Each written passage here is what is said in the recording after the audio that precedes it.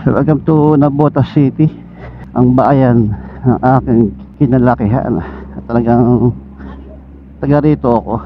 Kaya kahit anong traffic dito, sanay na sanay ako. Mas hinahanap ko minsan yung traffic. Huwag naman araw-araw. Kasi tayo ay naka big bike na, nakakapagod din at mabigat. Yun, no? Diba, speaking, marami kasi rito eskinita. At siyempre ang kalsada ay masikip, 2 lanes lang kompleto. Truck, tricycle, motor, jeep, e-bike. Kaya ganoon talaga, asahan mo na yan. Kasama sa pang-araw-araw natin yan na biyahe. 3:23. Nabasan ba ng mga bata ngayon na eskwelahan? Si number 1 na i-consider mo minsan sa oras yung mga labasan ng mga eskwelahan. Napakarami rito. Okay, siya naman lugar.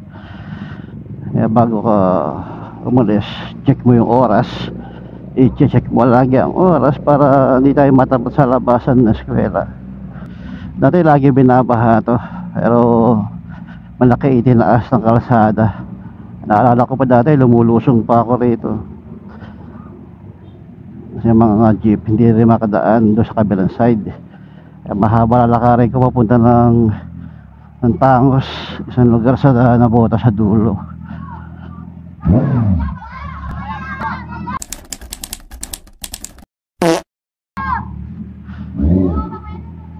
Kukulit.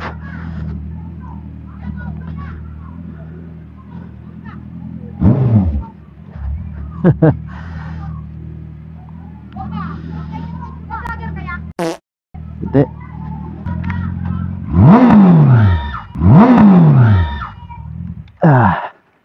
Yeah.